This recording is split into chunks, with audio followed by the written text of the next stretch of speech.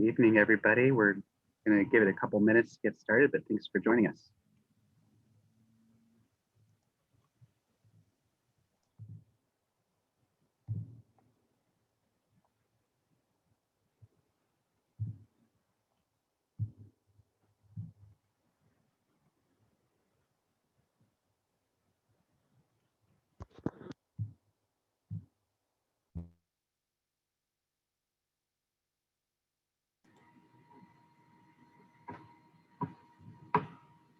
Hello and good evening. Thanks for joining us, everyone. Got a great turnout here. Just going to give it one more minute for a few folks to trickle in, and we'll get started shortly.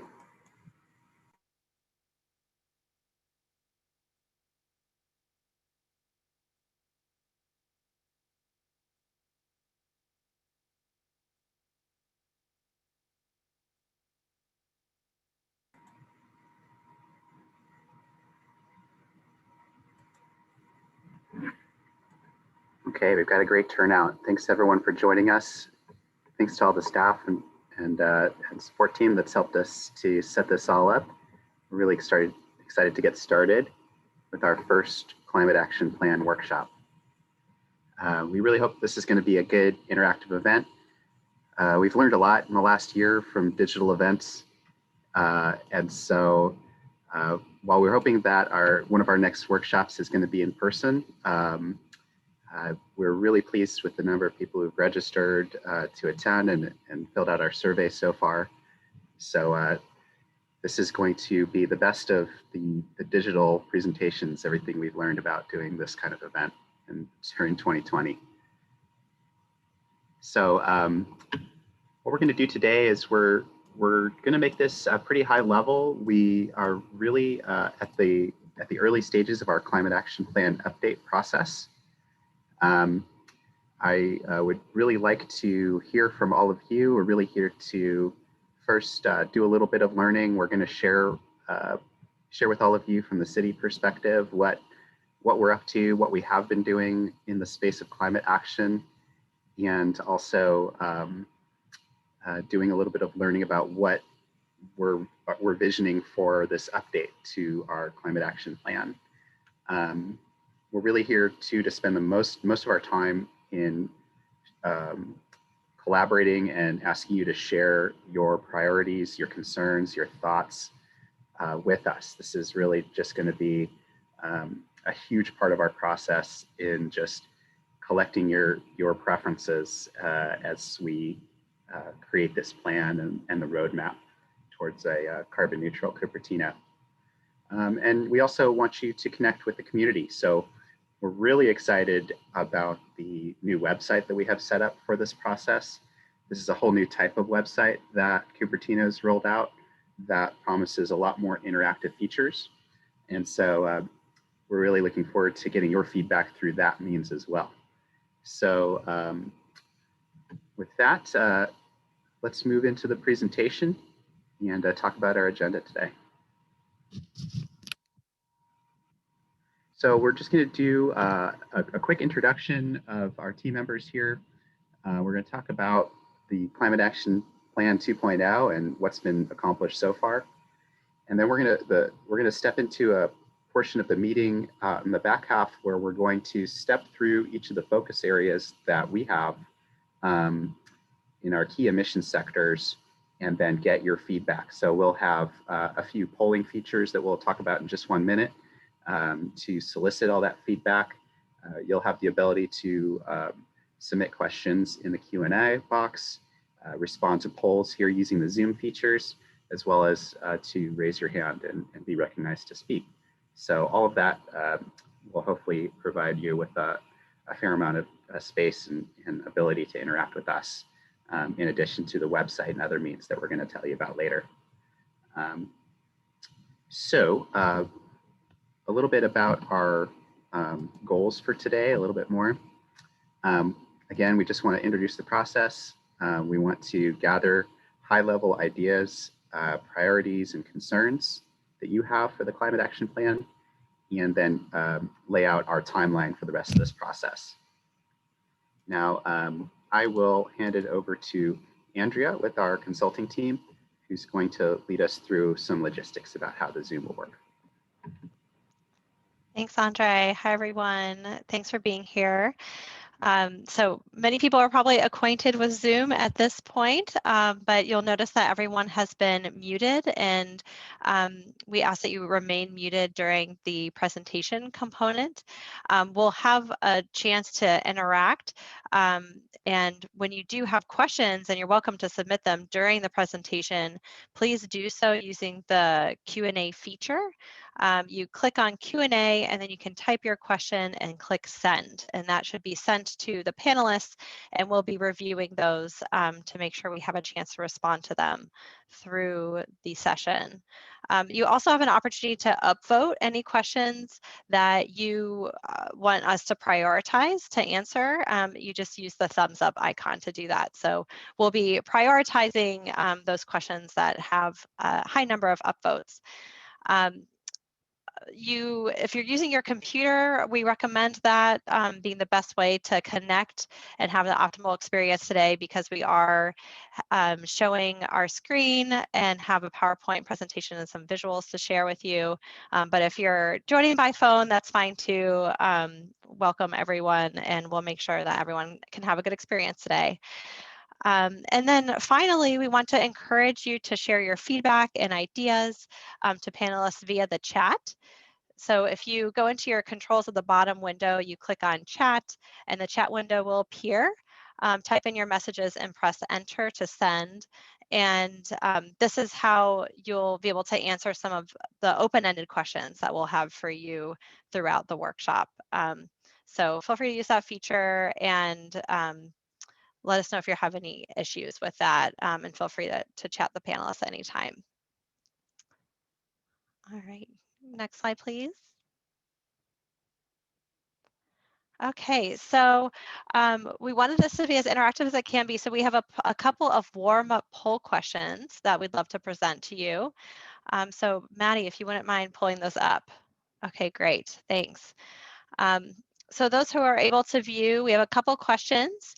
One about anything you've noticed or experienced in the changes in the environment since you started living or working in Cupertino, and then how familiar you are with climate change concepts. So if you could take a moment to respond to that, we'd appreciate it.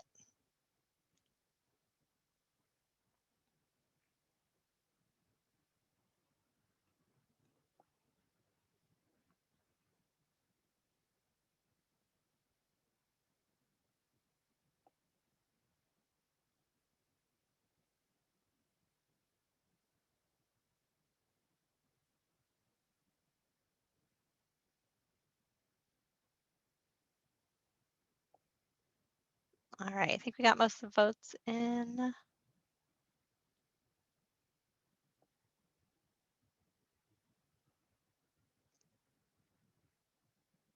Okay, go ahead and end that poll. Thank you. So it sounds like most people have experienced or noticed changes in the environment since you started living or working in Cupertino.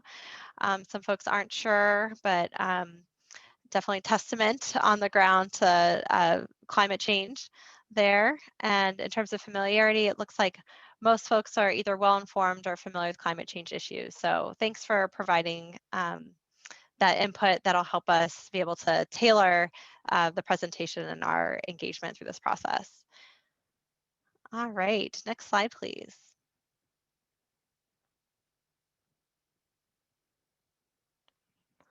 Okay, so we have a question for you all. If you wouldn't mind answering it in the chat box. Why did you decide to attend the workshop today? We'd love to hear what motivated you or made you want to be a part of this. So if you just take a moment to provide that in the chat, we'd appreciate it.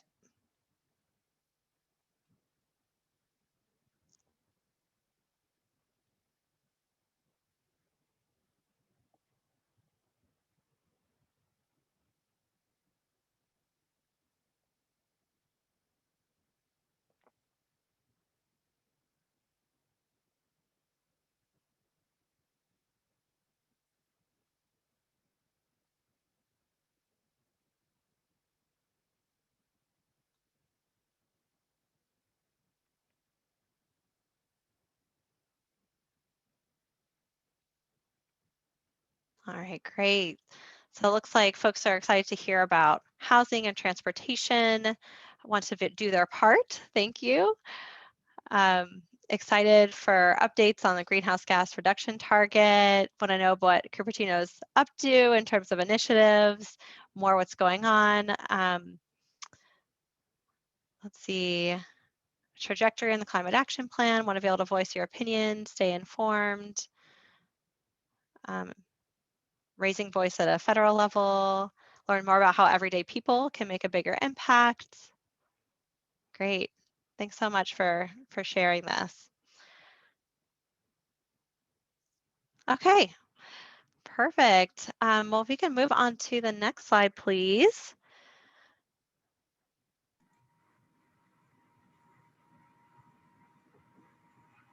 Okay, so we're going to transition to a presentation. Sounds like folks want to know more about the climate action plan, more about what the city is up to, which is perfect because that is what we'll be presenting next. So I'm going to hand it over to Andre to provide an overview of this updated climate action plan. Thanks so much, Andrea, and thanks everyone for such thoughtful responses and the warm-up questions. So hopefully that's getting your brains moving a little bit. So I'll have a brief presentation. I'll try to keep it to 10 minutes or less so we have more time for the interactive portion. But we really want to give a high level of what climate change looks like in Cupertino, and then step more into some information about the process. So if you could go to the next slide, please. And I do encourage folks to do use that Q&A chat box feature. That'll be the best way to get your questions tagged, and our team will then be sorting and making sure those questions either answered in the chat box itself or will be flagged for us to answer live. So please do type in those questions or comments as soon as they hit your brain, and then it'll get straight to us.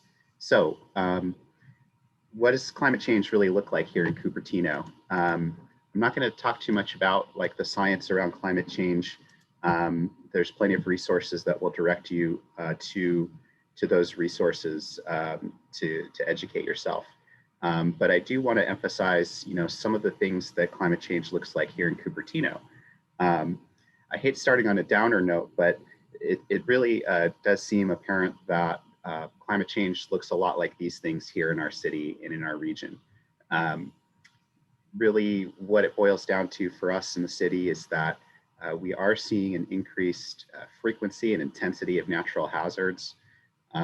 This really does increase risk for our community from what you might call, black swan events, or something that may have happened every 100 years now may be happening more frequently.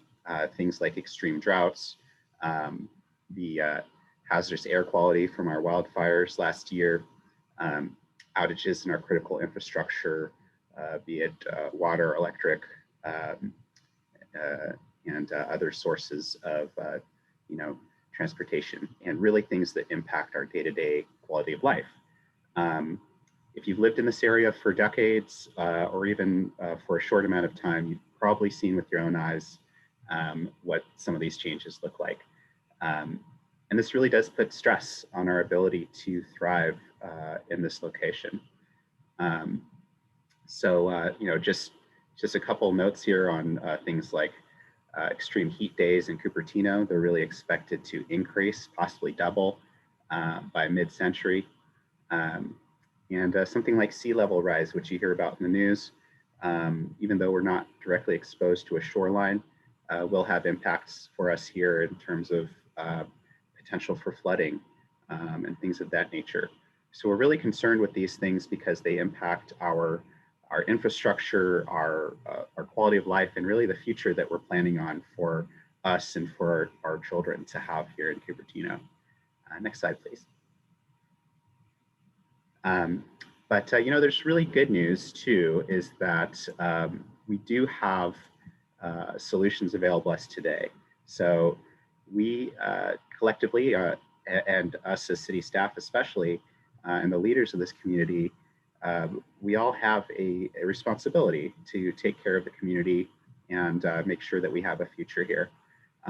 As policymakers, the elected leaders, commissioners, and also the professionals here working at the city, we all have a responsibility to contribute our fair share to solutions. Even though climate change is a global issue, there are indeed many ways that activity and action happens here at the local city level, at our regional level, with partners like the county and the state. Really, we do see a huge opportunity in taking early and strong action around climate action here in Cupertino. So I do like to emphasize the opportunity here is really not just in mitigating our greenhouse gas emissions and adapting to future changes, but also there's huge opportunity to create an extremely beautiful world through some of these actions, some of these things that we call co-benefits. So just a few examples here on the slide, things that are available to us today if we choose to act on them. Things like more resilient and cheaper electricity sources. It's available today. It's economically competitive. It is compelling, clean, and overall better for the environment. Co-benefits of taking these actions that we're going to talk about today could include things like improving public health and air quality improvements indoors and outdoors, as well as creating healthier ecosystems and being good stewards to our natural environment. So these are really, when we talk about measures later on today and specific actions that we're considering, I want everybody to keep these things in mind, is that the specific actions that we're looking at and we're going to be asking for your feedback and prioritization on is things that also not only mitigate greenhouse gas emissions, but also create these benefits for our everyday lifestyle. So this is really sums up in my mind the opportunity, economic, environmental, and quality of life opportunities that we have today. Next slide. So where are emissions coming from in the city of Cupertino? I'll direct you to cupertino.org/climate action, which will have a lot more detail here about what we call our greenhouse gas inventory. We update our greenhouse gas inventory about every 2 years. What this is our accounting practice for where emissions are coming from community-wide. This includes everything in the boundaries of the city of Cupertino. And you can see here that this helps us to target areas of action. I'll acknowledge that the practice of carbon accounting is not perfect. There's still a fair amount of ambiguity if you get into the details of the numbers, and I encourage you to do so if you're interested in that kind of thing. But what there is a fair amount of certainty on the magnitude of where emissions are coming from. And so I encourage people to look at these percentages and happy to discuss with you the details if you'd like. But really, I've highlighted the top 3 categories of our emissions today here in the city of Cupertino. That is energy that's consumed from natural gas, which is, you know, everything from your gas cooking appliance to heating your home with a gas furnace, and even gas that's used in commercial industrial purposes for creating products or doing research and investment, research and development type things. The second category, second largest category, is transportation. I think we all can see quite clearly that when cars stopped driving on our freeways during COVID, it really, some of the images that really struck me from 2020 were down in LA, seeing clear skies and being able to see the hills without a lot of haze and smog. So we really, again, can start to see the real physical, real life impacts of transportation and the pollutants that our current systems cause. And off-road sources. And those things include things like heavy construction activity. So as of 2018, those are our top 3 emissions categories, and indicate some of the attention that we're placing on these spaces when it comes to mitigating emissions. Next slide, please. So what have we done so far? So City of Cupertino was pretty early actor in climate action space here in the state of California. Our first climate action plan was adopted in 2014-2015 time span. That's an amazing document. It's a very big document, had about 200 plus measures for us to consider. Those measures were everything from retrofit city facilities with LED light bulbs to forming regional bodies to address some of these big systemic issues that we face. I'm happy to report that we have reduced our greenhouse gas emissions by about 24% since our baseline year, which is 2010. That's an amazing accomplishment. So, round of applause to everybody in the city of Cupertino. That's a really big deal. That means we hit the targets that we set for ourselves back in 2014.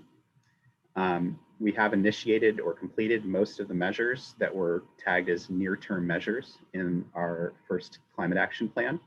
And we'll talk a little bit more about how we organize measures, but we do try to think long-term, mid-term, short-term, with short-term here being something within like 1 to 5 years. So we've made good progress on those near-term measures in the climate action plan. Now we're going to take a look at those longer-term measures that we set up for ourselves and see like what has changed in terms of technology and capabilities. The single largest impact that we've had here is the creation of Silicon Valley Clean Energy Authority. You'll see on the next slide that has made the biggest difference for us when it comes to our emissions, is purchasing clean electricity. And this is a mega trend that's going on throughout the United States and throughout the world. The electricity sector as a whole is being driven with, again, by economics and policy to really source electricity from cleaner sources like geothermal, hydroelectric, wind, utility scale solar, utility scale batteries, and things like that. So that's an example of a really impactful thing that we did collectively as a city and in partnership with our neighboring cities to set up this SVCE.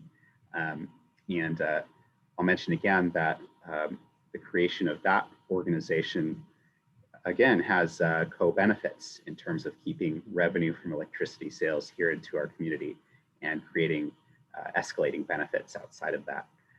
And we've received lots of recognition from the state and international bodies that the city of Cupertino indeed has been recognized for leadership in this space.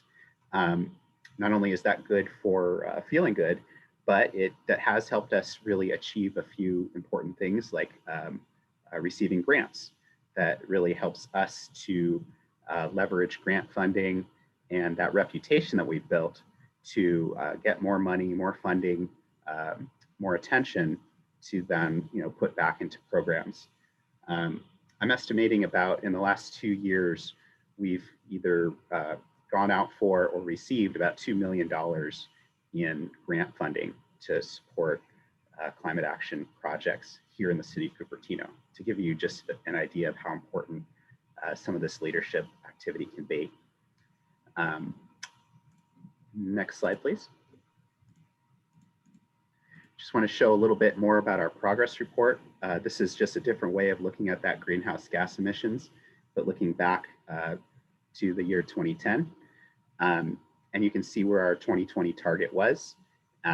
We achieved that 2020 target a couple years early. Again, that yellow bar in the middle labeled electricity is really where you can see the big impact there of increasing the efficiency and the renewable content of electricity here in our town. So those are, I really emphasize these things because there are a few high impact collective actions that we should be exploring with the next version of our climate action plan. That's really a lesson that we've learned in the last 5 to 10 years of activity in this space. So we're really here to understand your priorities for those actions and make sure that we can come back to the City Council with something that's been vetted and had a strong amount of input from you. Next slide, please. Just real quickly on goals and targets. Just like with greenhouse gas inventories, goals and targets are imperfect, but an extremely important tool for us to use in climate action planning. What you're seeing here is our historic emissions path, which is that blue line on the left. You can see that we made great strides there over time. And where we are today is where we're at this decision point. Our current target path is illustrated there in the gray line. And we need to think about this in terms of both long-term targets, looking out towards 2040, 2050, towards the mid-century, and also midterm targets. We want to have a midterm target that helps us along the path. The best science as well as policy from the state of California is really telling us that we have to have a strong midterm target as well as achieving something in the longer term that is meaningful to mitigate climate change and carbon emissions and head off the worst effects that would be if we don't take any action at all. What you see here is an illustration of something that we went to the City Council with in December of this year. We really just took a look at what the state targets are looking like. That's illustrated there with the little red dot where it says 2045 state target. That's on the 0. So that means by 2045, the state of California is looking to have a zero carbon or a net zero carbon economy. We'll talk a little bit more about that later, but what that means is that really by 2045, the state wants us to have the sequestering as much as or more emissions than we are creating. And we'll get into a little more detail on that definition later. So you can see here, we went to the City Council in December with some draft targets as we update the climate action plan.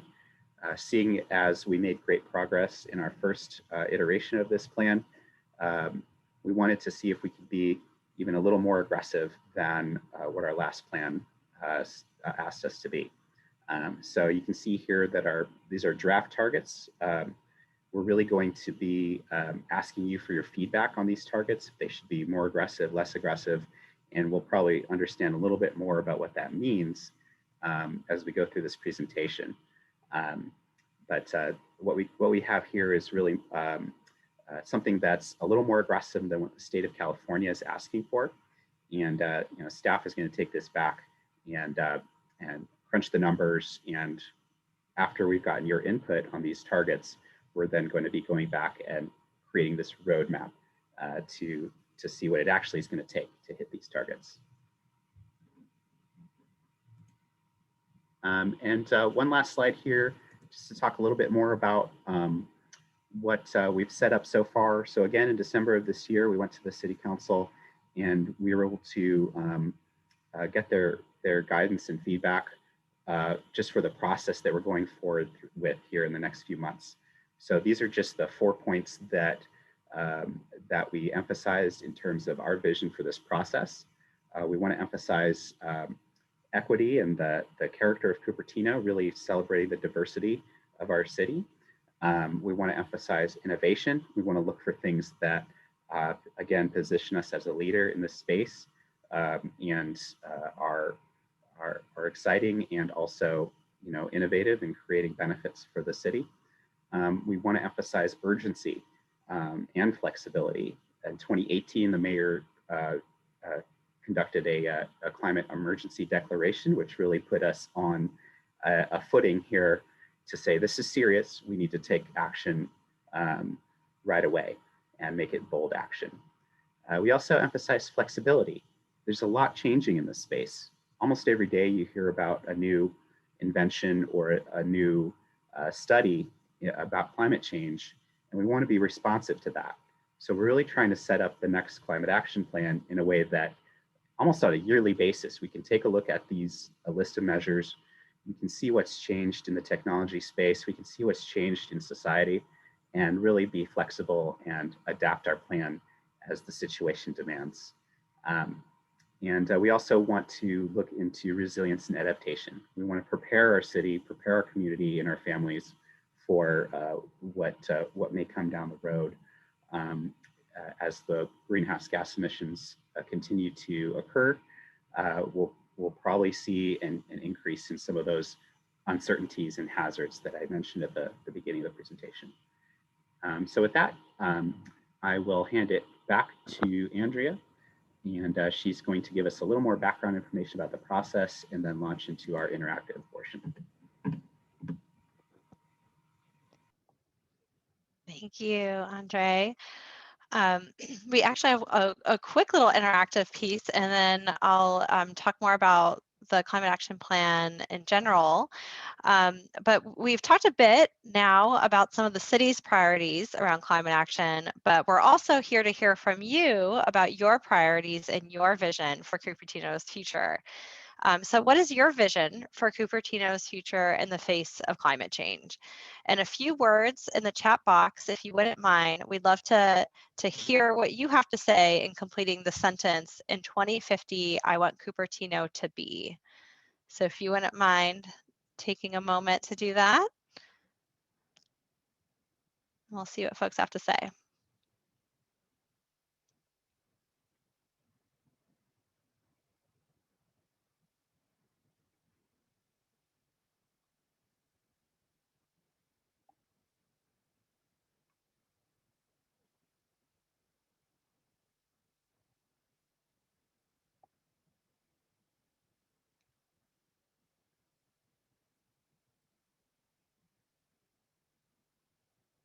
All right, great. I'm seeing some responses trickle in. So we have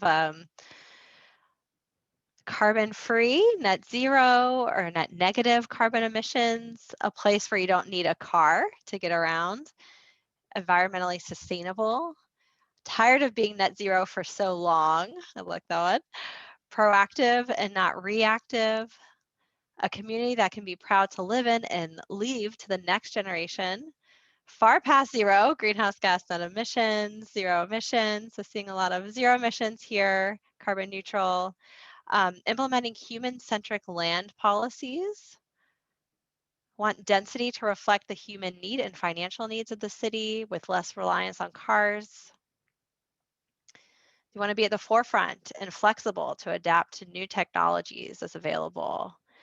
Have 100% green energy, still diverse with great skills, or great schools rather, and enough housing. A safe and healthy place to live, work, or study for my children and grandchildren. Thriving, breathable, bike friendly, preferably safe from wildfires. An example for cities across the country and the world. Carbon neutral, resilient, and vibrant. These all sound great. Green streets focused.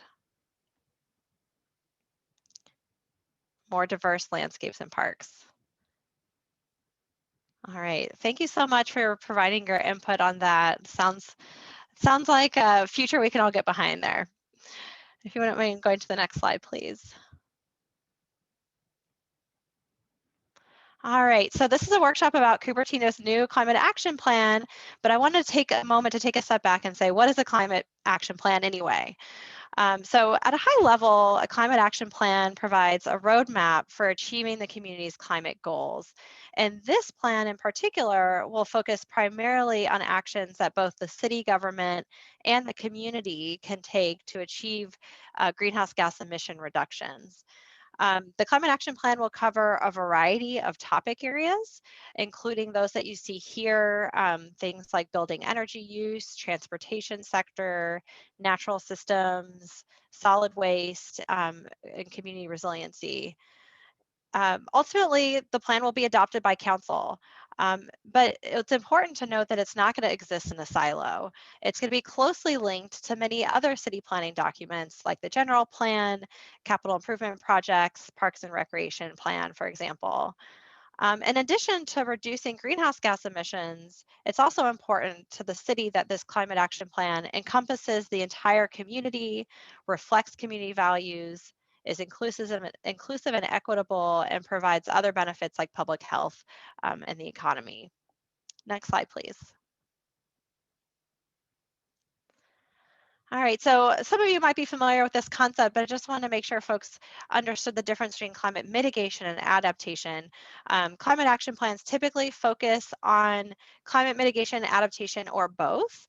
Climate mitigation refers to actions that reduce the release of greenhouse gas emissions into the atmosphere. So that's what's causing climate change, is that release of greenhouse gas emissions. Climate adaptation refers to how we build and redevelop the city to prepare for and build resilience to climate change impacts. So those impacts that are already going to happen or already happening in some cases, making sure that the city can be prepared for those and continue to prosper in the face of those impacts. So this climate action plan is going to focus primarily on mitigation rather than adaptation.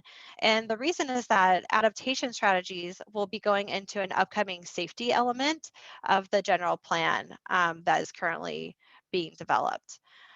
So we'll still review some concepts related to climate adaptation today and through this planning process so that we can make sure we understand how climate change might be affecting you and collect your feedback relevant to that. Next slide, please. So you might ask yourself, why is this plan being updated now? So there are a few reasons. So first, this new climate action plan will align with updated state and regional targets. As you might imagine, the world has changed dramatically since 2014. The state has given direction toward carbon neutrality and even moving away from gasoline vehicles. Secondly, it's important that the climate action plan reflects the latest climate science. So, for example, as Andre alluded to, recent science indicates that we need to reduce emissions to an extent that will curb global warming below 1.5 degrees Celsius on average to avoid the most catastrophic climate impacts. So, we want to make sure this climate action plan reflects what we understand there in the latest science. It's also important that the climate action plan um, pro provides an opportunity to integrate and prioritize social equity. So what does that mean? So for example, it means expanding staff knowledge about vulnerable communities within our city limits. It means taking every effort to include traditionally underrepresented voices and those who might be displaced by climate hazards in the planning and selection of strategies in the plan. It means establishing strong relationships with community businesses, student organizations, faith groups, and advocates. And it means creating a plan that reflects the multiracial character of our community and sets us on a path towards a more welcoming and inclusive city. Another benefit that we want to mention of this plan update is that it can have ripple effects into other city strategies. So for example, as I mentioned, the city is looking to update its safety element of the general plan, and that will include some of the findings from the climate vulnerability assessment. Another example is that the city wants to provide developers with a set of streamlining tools for building sustainably. This climate action plan will go through a CEQA evaluation and certification process, which essentially means that if a developer follows the checklist that comes out of that process, then they can kind of piggyback on the environmental analysis and it'll help streamline that process. And then finally, of course, it's important to update the plan to make sure it reflects the priorities of City Council, residents, businesses, staff, and the community, and ultimately benefits the Cupertino community for future generations to come. Next slide, please. All right, so this slide just gives a high-level outline of what this update process is going to look like. So we are at the beginning in summer 2021.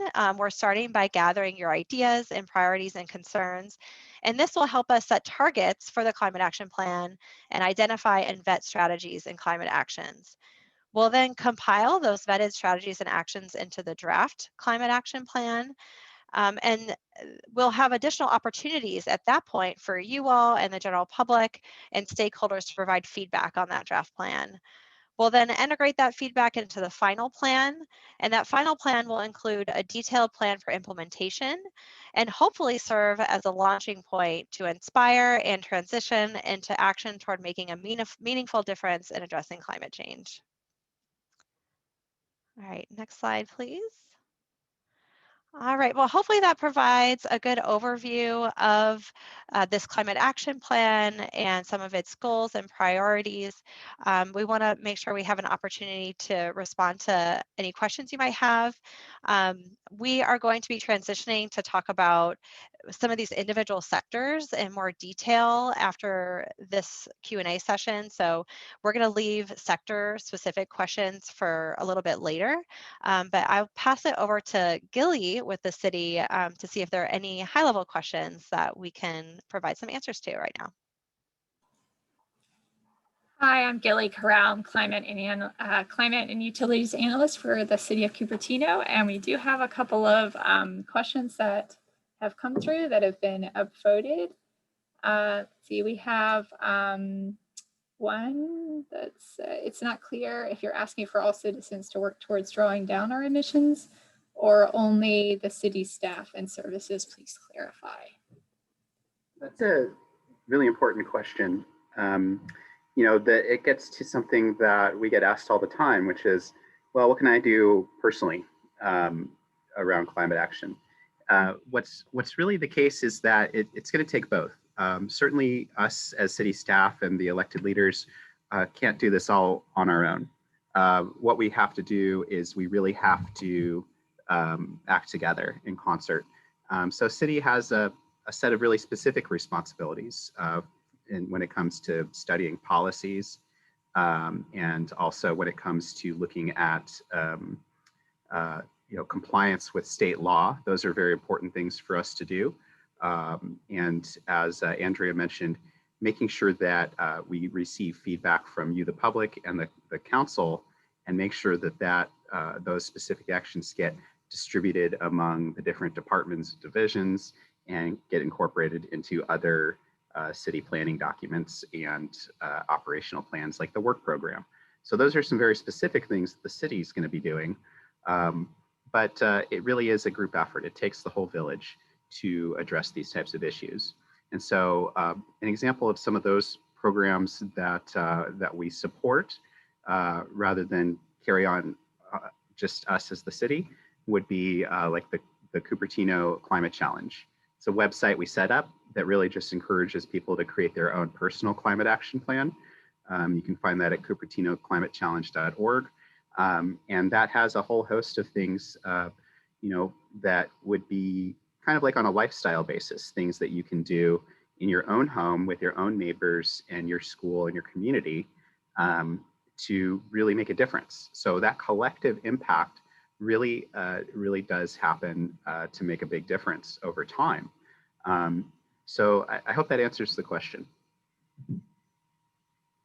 Maybe we have time for one more. Sure. We have another one. Would the city consider moving the greenhouse gas emissions target reduction target sooner than the current draft goal of 2040? And what would be the reasons to keep it at 2040 versus adopting a more ambitious goal? Great question. Yes. So what we have is, it was said on the slide, these are draft goals. A few things that we're doing today is really getting a sense for what your level of appetite is as a community to be more or less aggressive. The only thing that I would keep in mind is that setting aggressive targets means that we're going to have more aggressive measures and things that we'll have to conduct as a community. So some of the cities in our area that have recently updated their climate action plans, there's been a variety of goals set, some of them pretty much targeted right at where the state wants to be, others a little more aggressive. So we get to make that decision together as to where our goals should be.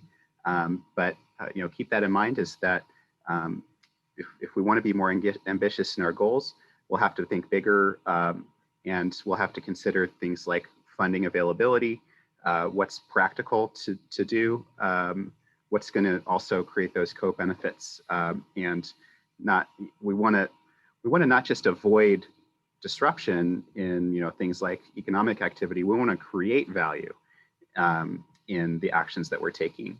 So those are really the things that we're encouraging to think about when we talk about this goals conversation. We do want to, the city council has told us that we do want to look into being more ambitious than what the state is doing.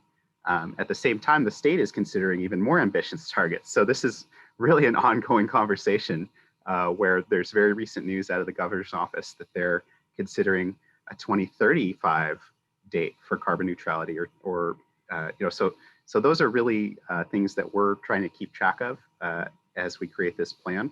But yes, really, we're here to collect your feedback. If you want us to be more aggressive in that space, we'll take that and put it together in a proposed roadmap. And this will be the subject of probably our second and third public workshops, when we have more detail about what that roadmap looks like, so you can really start to see what that might mean in your day-to-day life. And Andre, I don't know if we have time for one more, but we do have a hand raised in the audience. Yeah, I think we have time for one more, and then let's move on. Okay, I think it's Annika, is that right? I've allowed you to talk. Wait, was my hand raised? Yes, was that, it's okay. If I mean, I do have a question. Sure, go ahead. So, I noticed in the chart in the beginning of the presentation that our draft goal for 2030 is like less steep than our current progress in reducing emissions. Is it because it's more difficult to cut emissions now, or is it because of something else? That's a great comment. Yes, yes and no.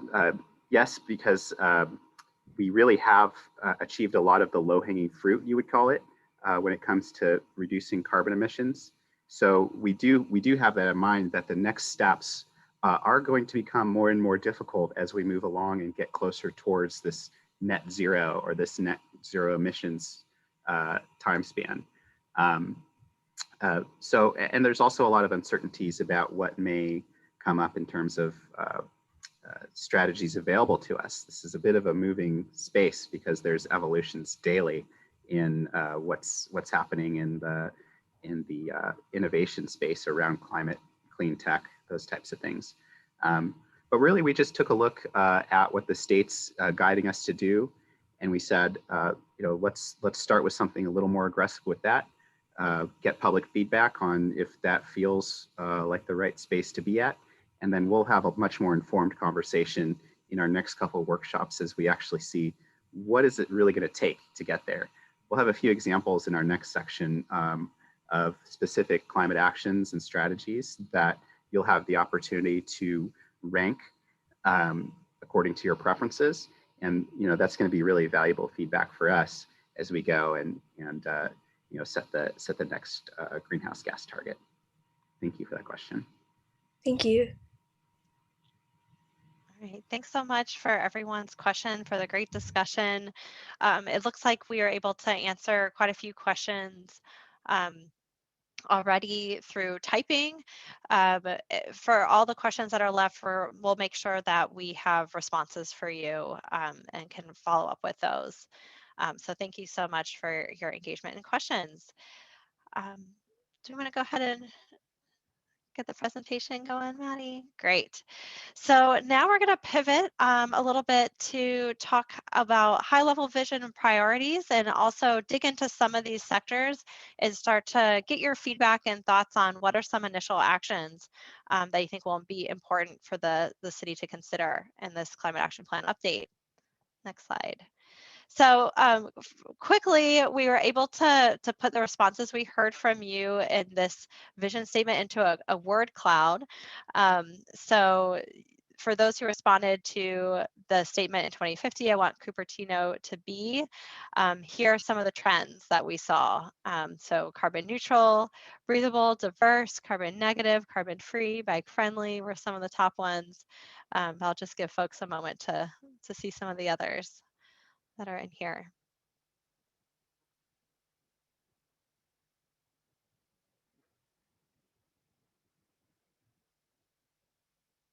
Great. Great input. All right. So moving on to so these sectors. So we're going to go sector by sector. and it'll be a little bit of a flash round to talk a little bit about what's in each sector, what does it touch on, what are the goals, and then hear quickly from you, what are some of the high-level strategies and actions and considerations that will be important for us to think about and consider as we're developing this plan. So moving into the first one, buildings and energy consumption. Andre, do you want to talk a little bit about this one? You're muted. Has to happen once a meeting. Yeah, so what we'll do is we'll just give a super high level overview of like what the sector means in Cupertino and maybe one example of a measure that might be in this space. Then we'll jump into a poll to rank, you know, some ideas around this space. But this the items presented to you in the poll are by no means the only actions that we're considering. So there again is this space you can mark other or put in the chat related to the sector, what you think about this specific space. So buildings and energy consumption, as you saw in the greenhouse gas inventory, energy used with electricity in our buildings is pretty clean. Energy used from fossil fuels like natural gas is, you know, a big component of what we're looking at for the remainder of our emissions reductions. So really the goal here is to reduce our reliance on fossil fuels and reduce the carbon associated with building materials as well, looking at the whole life cycle of things in our buildings. The couple examples shown here would be like transitioning away to modern induction electric cooking, like the city has done with our all electric reach code. For new developments, we're really requiring all electric appliances inside the building. That's a really important step to you know, stop the bleeding, as they say, to, you know, stop using new natural gas sources. You know, what's the next thing beyond that? And then another example here, we have a rendering from one of the big projects going on across the way in San Jose, which is proposed to be built out of mass timber. You know, so that's an example of a low carbon building material that maybe we should be considering in our next climate actions. So those are just two examples. Let's transition into our poll and talk more about it. Great. So you should see a poll pop up here in a moment. And what we want to hear from you is, what's your highest priority for the city to accomplish in this sector of buildings and energy consumption? And as Andre mentioned, these are by no means comprehensive, and feel free to choose other if you have another big idea, and then we'll have an opportunity in the chat to provide a little more information. So we have retrofitting older buildings to be more efficient, retrofitting older buildings to replace gas with cleaner electric appliances, encouraging use of low carbon materials for buildings, helping to save money on utilities, and then any other ideas. Take a moment to respond to that.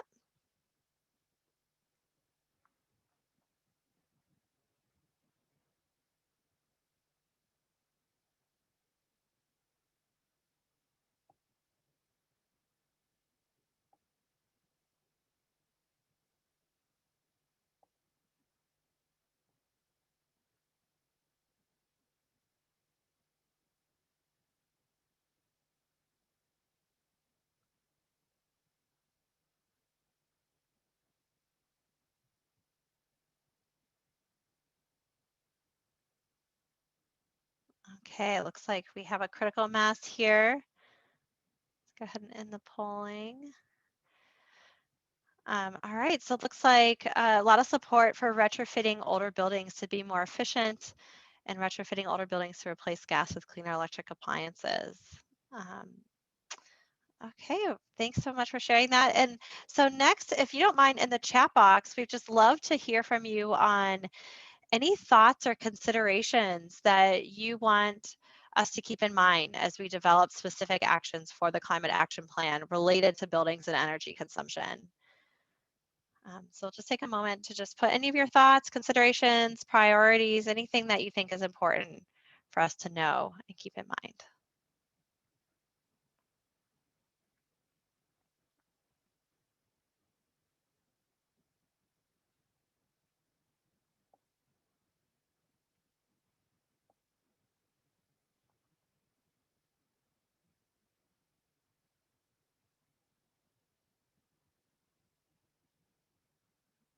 Right. See, I'm seeing equity guardrails for a burnout ordinance, if that'd be applicable. Eliminate natural gas in city buildings. Tying goals for increased density, scalability, speed, and equity. Solar panels on city buildings. More support for burnout ordinance. Thermostat settings at homes, setting limits on those.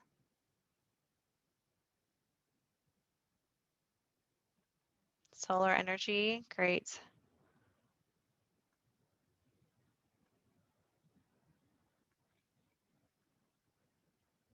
Gas-powered leaf blowers. Residential appliance, providing resources for appliance replacements. I'll start Okay. answering a couple of these, Andrea, while we're Yeah. getting responses Sure. in. So let me just pick one, and then I do want to encourage people to keep putting in comments and questions. We won't get a chance to get to all of them live here, but we will be compiling these all and putting out documentation on our website as we go through these public workshops. So if I don't get to your question, it's going to be compiled and answered at a later date. But the feedback is all extremely valuable to us, even if I'm not able to speak to it at this time. So I'll just talk quickly about one that I heard, which was I would like the city to eliminate natural gas in city buildings. Indeed, that's something that the City Council gave us feedback on as well during our study session in December. So they'd like us to look into setting actually an even more aggressive target for our own municipal buildings. And so that's certainly something that we think is probably achievable, and we're going to be including that in our climate action plan and roadmap to see what it would take to really demonstrate leadership in that way, to walk the talk and see what we can do to retrofit our own facilities, which are older, to really demonstrate that it can be done, and it can be done cost effectively. So I think that's a really important comment. Let me see if there's one more I can talk through here, and we'll move on to the next sector. That is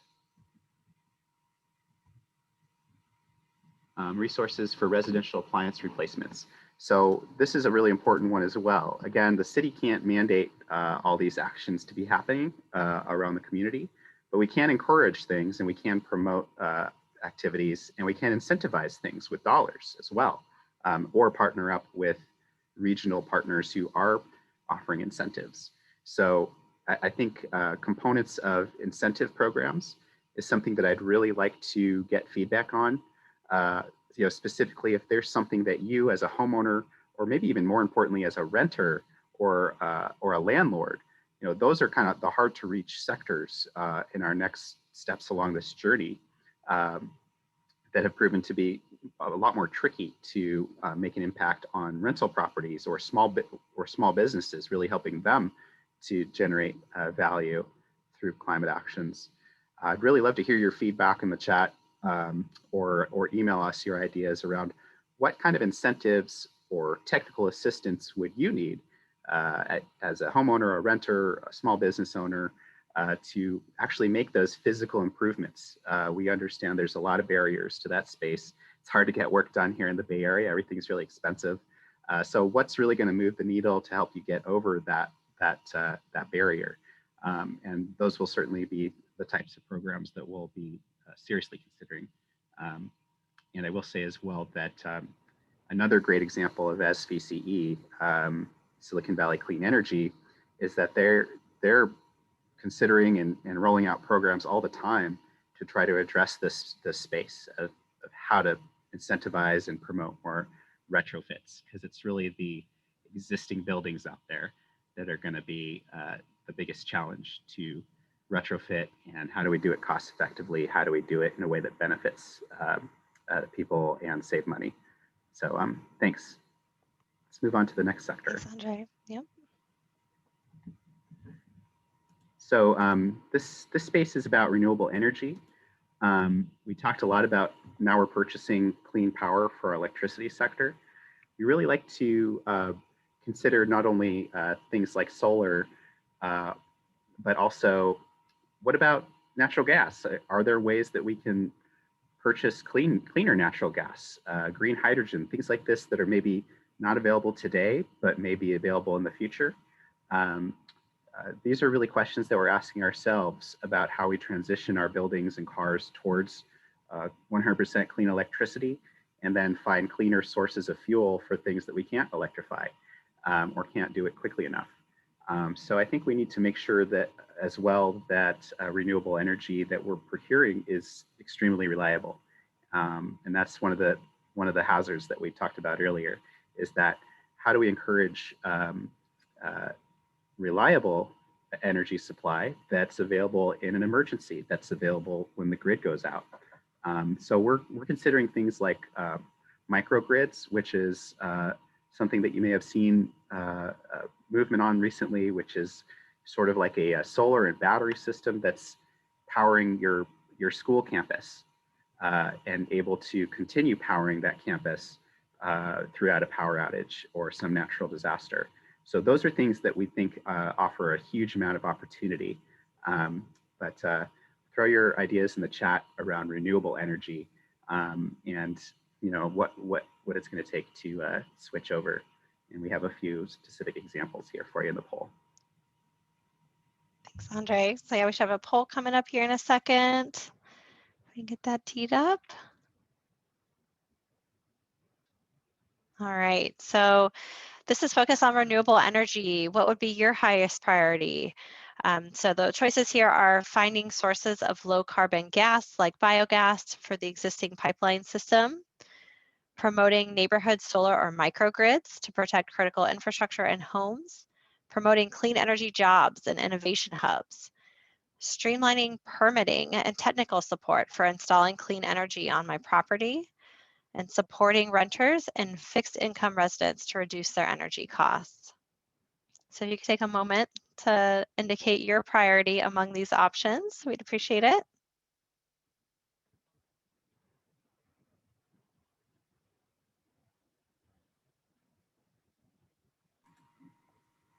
Great. I'll just keep going through some of the questions I see in the chat too while we're getting the poll results back. Perfect. It's to keep us rolling and getting on time. Yeah, I'm seeing a lot of support for those neighborhood solar microgrids, like I mentioned. Huge amount of opportunity there. I'm gonna take a look here through the chat and the Q&A and pick out one or two things here to answer live. One is to tie energy efficiency to business licenses with measurable steps to reduce carbon. There's a nexus with operation of the business and carbon output. That's a really interesting suggestion. I haven't really thought about that type of thing. I will mention that the city does operate a green business program that lays sort of the foundations for that type of thing, where we're promoting and providing technical assistance for small businesses that want to become green businesses and get a stamp on their door. And we're also trying to help those businesses to attract more customers. So that's a really interesting thought to perhaps expand upon our green business program. I'm also seeing a comment here about training for contractors about how to electrify buildings and homes rather than waiting until your water heater fails. I really do understand that one and wanted to call it out because it's a major challenge that the workforce and the costs of some of these things need to be addressed probably at a higher level than just the individual contractor. We're hearing that we need more support and training. And by the way, a lot of the folks in our trades are retiring in the next 5 years.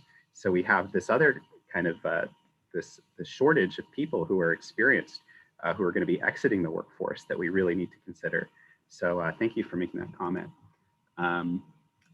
Concierge service to help understand savings associated with eliminating natural gas. This is another really great suggestion that really speaks again to that high level systemic thing that we could do. we're underway with a couple programs here with an organization called BayRen, which will actually send a contractor out to your home and do an energy audit. I believe they are actually reformulating that program so that they will look at your gas appliance and give you options for electrifying it. And I'd also point people to the Silicon Valley Clean Energy Appliance Assistant, which you can Google, Appliance Assistant, SVCE. And that's a pretty neat service that was just released last year. And it really helps you to shop around for the electric option. And they even have electric cars on there if you're shopping for cars. And it'll actually compare the cost of that appliance over the life cycle. So those types of tools are coming out all the time. I really appreciate that comment. All right, we should probably move to the next one, if that's all right, Andre. Yes, please. And just wanted to share here, it looks like high priorities around promoting microgrids and neighborhood solar. So thanks for your input there. Great. All right, moving to transportation and land use. Transportation, you saw it in our inventory, is our second largest category of emissions. And actions that we're considering here, actually, you can probably go ahead and launch the poll while I'm talking. Some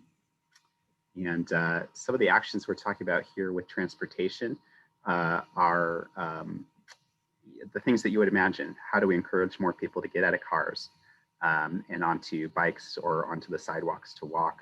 How do we make transportation in the city as sustainable as possible? How do we get more bus service, more things like Via Shuttle to really help address mobility in the city?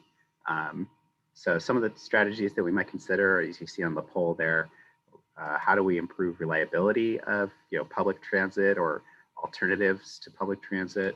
How do we get around the region? We're really trying to figure out how do we get around to the major job centers, to the beach, to all the places we want to go. Can we do that without a car? Or if we're driving a car, how do we make that a cleaner car? So those are the kinds of things we're looking at. Great. Great, thanks. Yeah, so folks could indicate your priority there among the options we presented, and then feel free to add any of your other thoughts or questions in the chat related to transportation and land use.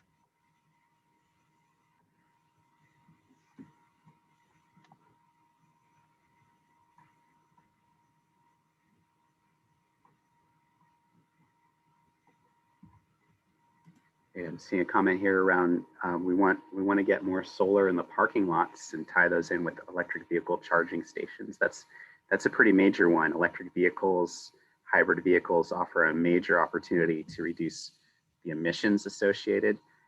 So as you're thinking about your priorities in this space, think about what would offer the most benefits to you personally in terms of convenience. Those are the things that tend to get adopted quicker, and also what are things that are going to reduce traffic. That's another major co-benefit that we've all seen. Hopefully the traffic reduction around the area from people working from home, that's actually going to create a really major impact in our greenhouse gas emissions as work from home. So great. Light rail and Highway 85 is another comment I'm seeing. The city is tracking that effort. Also bus rapid transit. Encourage changes that discourage personal car ownership. Walkable and bikeable homes as part of our new housing element. Absolutely. Another comment around high density housing development close to transit. Electric vehicles or minibuses, yeah. Yeah, we're really looking to our partners at VIA as well as we relaunch that service, the community shuttle, to give us a plan to electrify that fleet. So those are great comments. We should probably move on, Andrea. Great. All right, looks like, yeah, a lot of support for public transit access and infrastructure and walkability and bikeability. So thanks for that. All right, the next sector we have here in our lightning rounds is carbon sequestration and natural systems. This is a really interesting one, and it's a bit new. It's kind of newer in the realm of California climate activities.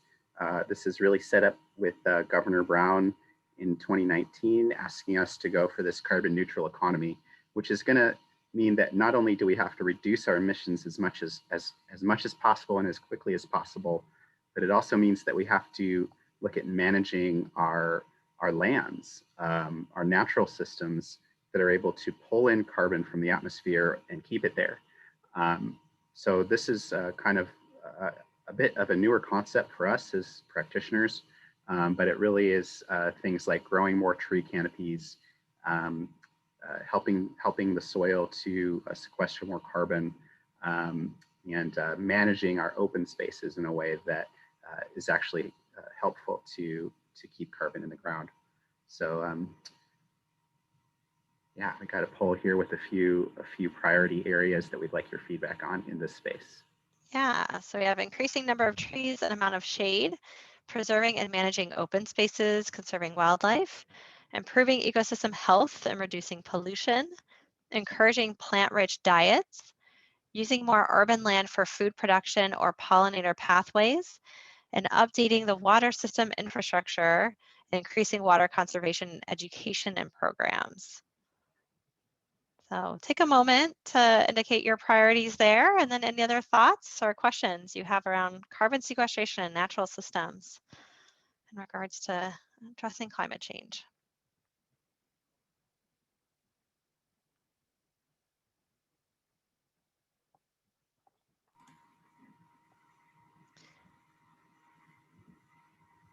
Great, great responses. I'm seeing all of the above, all of the above. Sorry, I don't have that as an option, but I hear you. Yes, we do want to do all of the above. We're really hoping to get your, what do we do first? and then we're going to move forward with all of these. We're really thrilled, again, with all the participation we're getting here. And if we don't get a chance to address your comment, we will on the website. I see there is a question here, Andre, that might make sense for you to speak to. Does land use include our parks? Absolutely, yeah. So I tend to think about this as there's only so much land we have in Cupertino, right? And I'm not aware of any device that can suck carbon out of the air that we could install other than trees. And that's absolutely going to be a huge part of our planning. And we're actually going to change our accounting method too as we get more information about this space to really show that on our next version of the greenhouse gas emissions inventory, to really show what do we think the impact is from our tree canopy.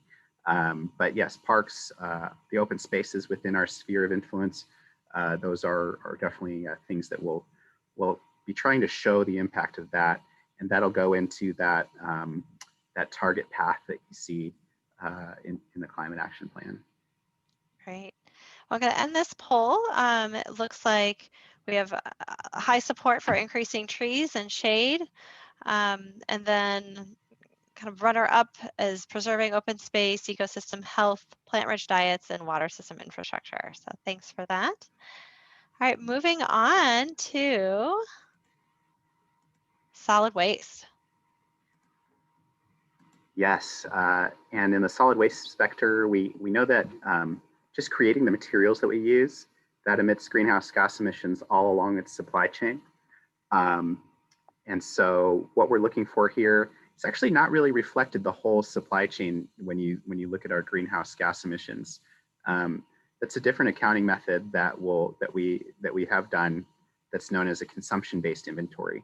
So a little bit different way that we show the numbers with solid waste, but this is an incredibly important part of our plan. We're really hoping to have a zero waste community by the year 2035. That's our draft goal there, which is defined as I believe that means that 90% of the materials that we use have been diverted away from the landfill or recycled or reused in some way. So that's one of our draft goals that we're really excited about moving forward on. But what are your priorities here around solid waste? We've heard a lot about plastic packaging. We've heard a lot about construction materials, which is a major part of our landfill components. And yeah, throw your ideas in the chat and answer the poll. Thanks. Yeah, so our options here we have are reducing single-use plastic like takeout food containers and other packaging, reducing dependence on other plastic products, minimizing food waste and ensuring edible food is rescued for hunger relief, focusing on minimizing and finding reuse markets for construction waste, encouraging deconstruction of old buildings, and encouraging companies or producers to be responsible for material disposal or recycling. So tell us your priorities here, and yeah, any thoughts, questions, priorities in the chat. One question here, Andre, I don't know if you can address yet in the planning process, but wondering how we would measure success on some of these, like encouraging a plant-based diet. Any thoughts there? Oh yeah, that's a really important one when you look at the emissions. Again, looking at the whole supply chain, plant-based diets are reliably one of the best things you could do to reduce your personal carbon footprint. That's an area that we'll have to take back and consider. You know, how much control the city has over what people eat. There's probably things we could look into, like at the very least for our own events. What can we do to reduce meat consumption? But also, you know, maybe there's programs we could look into to encourage education in this space. You know, going out to schools, especially trying to influence schools or large employers with cafeterias. You know, those are all really valuable things for us to look into. Thank you. We do have a major effort going on called SB 1383, which is a state law that will require us to collect organics from just about everywhere we can. And that law does require us to set up edible food collection from restaurants and grocery stores and distribution to those in need. That law also requires us to have a much cleaner waste stream, so get all of the organic material out of the landfill and into a compost facility. So that's a very major effort that we're under with right now. Great. I'll go ahead and end the poll. It looks like there's a lot of support for reducing single-use plastic like takeout food containers and other packaging. Thanks for that input. All right, moving on to the next final one here. So community resiliency. Yes, community resiliency. We're really looking at, you know, how we're going to adapt. We know that these hazards in our area are increasing. We don't know exactly how, but we have a pretty good idea that they are. So how do we really create programs that protect the people of Cupertino? This is one of our primary functions as the local government. So some of our priorities here are around disaster preparedness, communication, supporting residents in smoky air days, getting data and information out there, and supporting our vulnerable populations, especially children, the elderly, those whose English is a second language, and how do we weave that into this overall plan? Great, thanks, Andre. So we have some options here to consider and let us know what you think. So we have supporting communities that are most affected by climate change impacts, improving disaster preparedness and communication, creating and improving public resources like cooling centers to support residents during wildfire smoke and heat events, integrating resiliency planning to prepare for flooding events, ensuring that vulnerable populations are prioritized during climate events, and supporting workforce education and training, and creating jobs in clean energy and natural systems. So you take a moment and let us know your thoughts in the chat.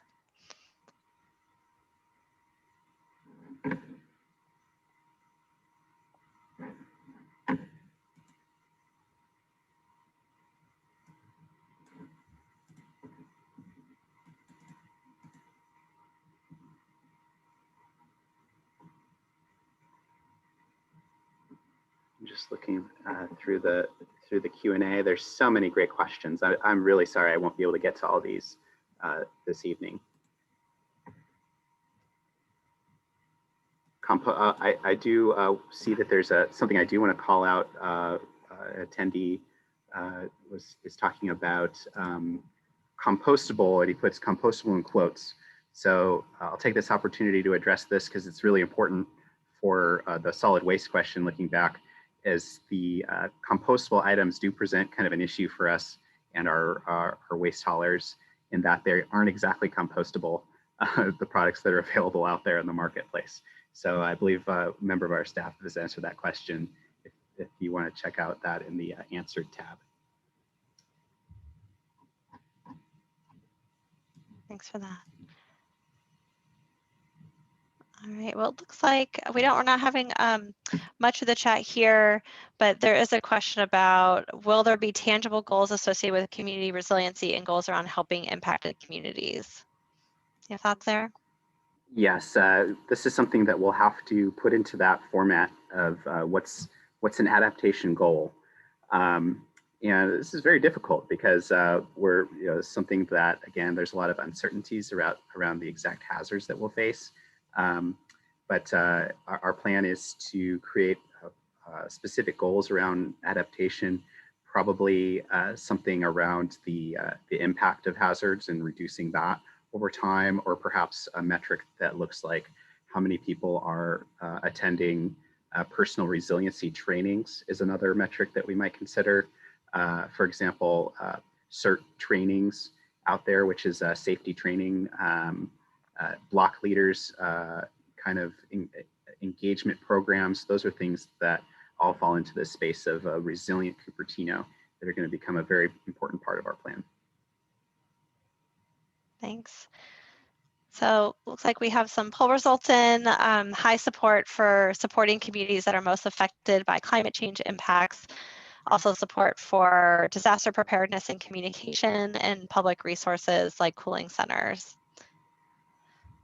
Okay, well, we're getting close to the end of the hour here. Thanks so much, everyone, for all your great thoughts and questions and comments. This is all really great information for us to think about and consider. And like Andre mentioned, we're going to try our best to make sure we address all the questions, if not during the session today, following up at a later time. So just with some concluding remarks here to wrap up. If you go to the next slide, please. It's important to the city that we know who we're hearing from and who we're talking to through this process. So if you have a moment, we just have a few quick demographic questions, if you wouldn't mind, and then we'll wrap up talking about some next steps.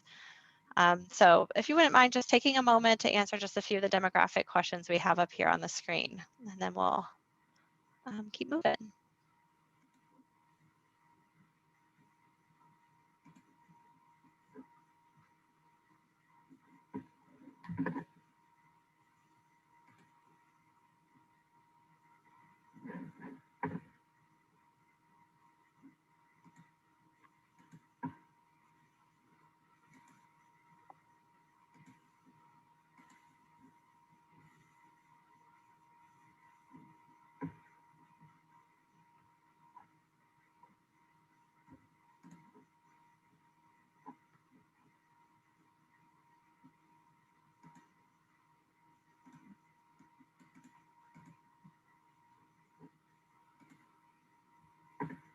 All right, looks like we're getting quite a few in. We'll just wait a couple of minutes, or not minutes, we'll wait a minute to wrap up and then move on.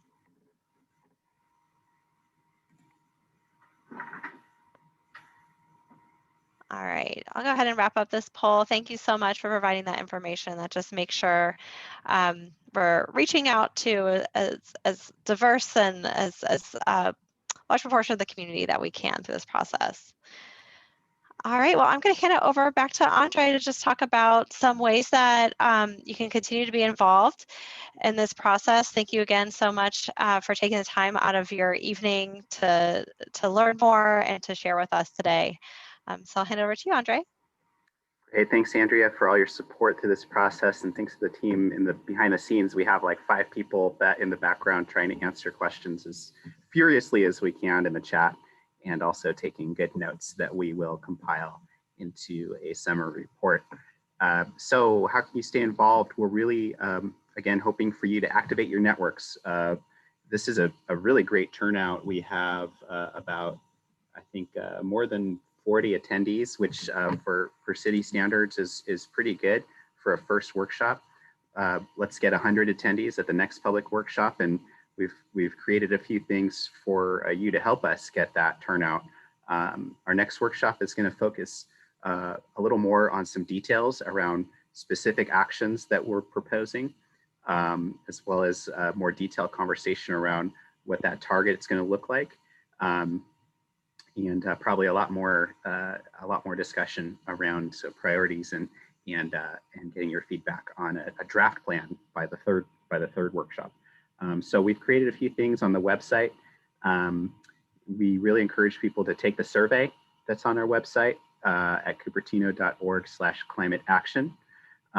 We encourage you to show up at our Sustainability Commission meetings, which are held every 3 months. We'll probably have a couple special meetings in the next few months here as we work through this process. So keep your eye peeled for at the city calendar and search for the Sustainability Commission.